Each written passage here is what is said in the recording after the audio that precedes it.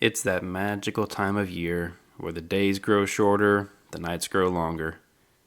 Lucky for us, video games provide a beacon of light for us to flock toward in between our crying spells, our family gatherings, and our crying spells because of the family gatherings. Let me be the millionth person to remind you that 2023 has been absolutely stacked with fantastic gaming experiences and Game of the Year contenders. And as of recording, there are still a couple of pretty big titles releasing before the new year. With that said, let me also be the millionth person to present you with my own personal top games of 2023. Everyone has their own rules for which games can be included, so here are mine. First, the game was released in the calendar year of 2023. Second, remasters, remakes, and story-based DLC are all fair game.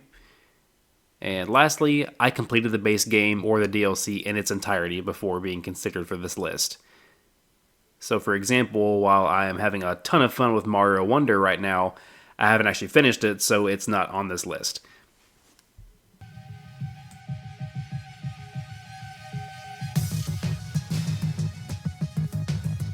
As a AA title, Scars Above is a little rougher on the edges when it comes to some animations and character model rendering. However, the original sci-fi story and soundtrack absolutely blew me away.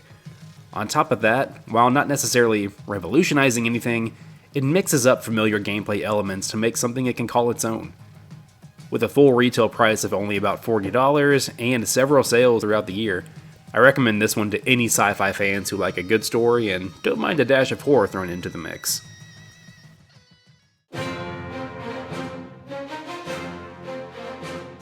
Fire Emblem Engage is a bit of an odd one. Even aside from the Pepsi-haired protagonist, I don't personally jive with a lot of the other character designs. However, Engage more than makes up for it with its gameplay. The tactical battle mechanics in Engage are possibly the best the series has seen to date. Allowing you to equip the emblem rings to different squad members allows for some genuinely interesting and entertaining combinations that can help you turn the tide of battle in your favor. On top of that, the emblems serve as a celebration of sorts for the 30 years of Fire Emblem, allowing you to see old favorite protagonists again.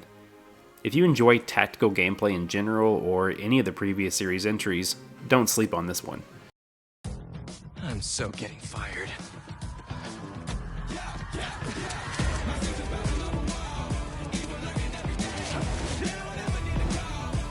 Insomniac tuned up the winning formula from Spider-Man 2018 and Miles Morales to give us yet another great web-swinging adventure. While it didn't quite hit my emotional center like the other two did, Spider-Man 2 is nevertheless an entertaining story.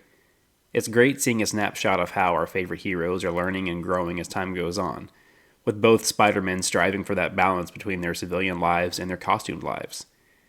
The inclusion of the symbiote powers and Venom give the gameplay a surprising amount of darkness in the middle of brightly colored costume changes and acrobatics.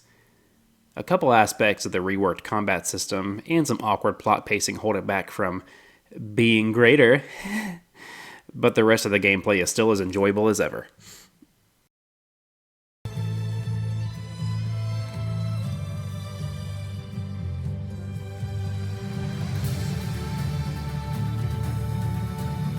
During last year's Game Awards, the reveal trailer for Burning Shores ended with the massive Horus machine rearing to life. Part of me wishes they'd kept that moment a surprise, but honestly, nothing could have prepared me for seeing it play out in real time. That climactic fight at the end of this expansion is one of the most astounding feats of gaming tech I have ever witnessed. I say one of because the DLC also includes the ability to take your Sunwing up into the clouds, or your Water Wing down into the waves. Guerrilla really took a look at PS5's capabilities and said, "Hold my chill water." On top of technical achievements, it's a great continuation of the Forbidden West story, with a large new map to explore, interesting side missions, and a heartfelt tribute to the late Lance Reddick. Final Fantasy XVI starts by kicking your teeth in, and it doesn't let up until the credits roll.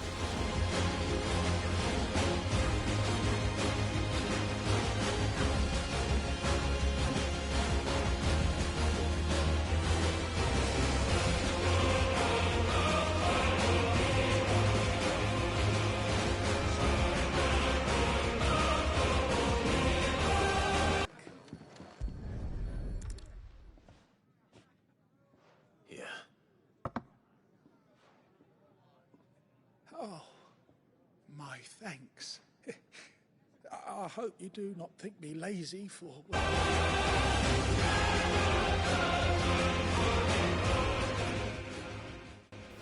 Every time you get to a set piece and you think, they can't possibly do it bigger than this, you're wrong.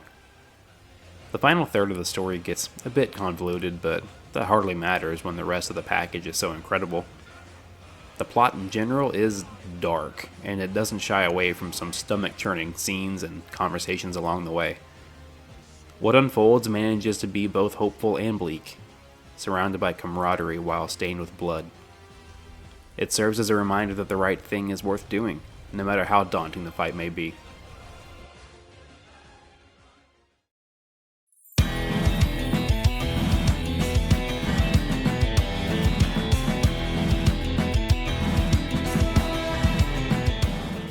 By now, you've heard of Sea of Stars. Even from the title screen, the game sinks its hooks in you with its charming 16-bit style and beautiful soundtrack. The story has surprising emotional depth that toys with your expectations for how a turn-based JRPG is supposed to play out. It's the type of game that makes you want to instantly jump back in as soon as the credits finish rolling, which is exactly what I did. I also have to mention that the excellent timing-based attacking and blocking during combat may have ruined me when trying to go back to other turn-based JRPGs. So I guess Sabotage Studio was a more accurate name than I thought.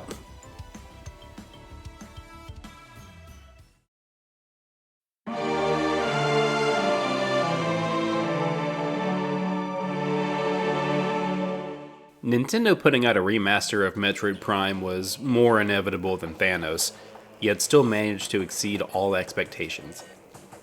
If they had called this a full-on remake, I would have believed it. Every single inch of this game shines more beautifully than I could have ever hoped.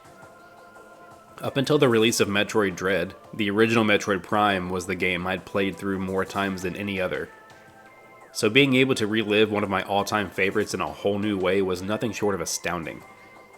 In addition to the visual overhaul, the updated control schemes helped bring the experience forward 21 years to the modern era. It's truly telling that Metroid Prime went from the highest rated game of 2002 to the third highest rated game of 2023 without breaking a sweat.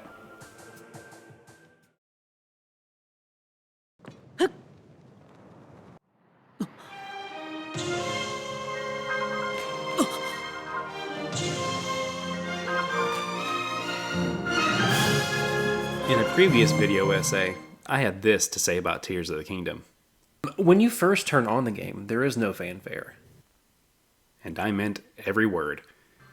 This is nothing short of a triumph for what video games can be. Nintendo builds off of 37 years of Zelda by celebrating the series' history, showcasing how far it has come, and showing us how it can continue to soar even higher.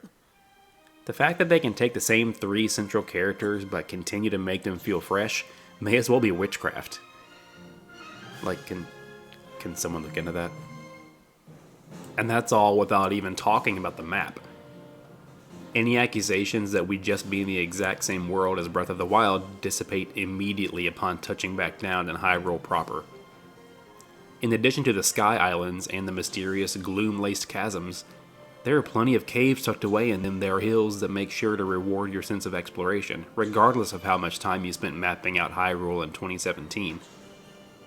There were quite a few moments in gaming this year that left me dumbstruck, and I'd wager at least half of them took place in Tears of the Kingdom.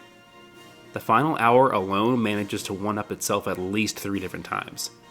It's relentless, it's exciting, it's beautiful, it's gaming. More than any other year, this was a hard list to assign any sort of ranking to. And just like all rankings for media, some of these may shift over time. But what does your top games list look like? Who's going to take home Game of the Year at this year's Keeley Awards? No matter who wins, play what you love and love what you play. See you next time.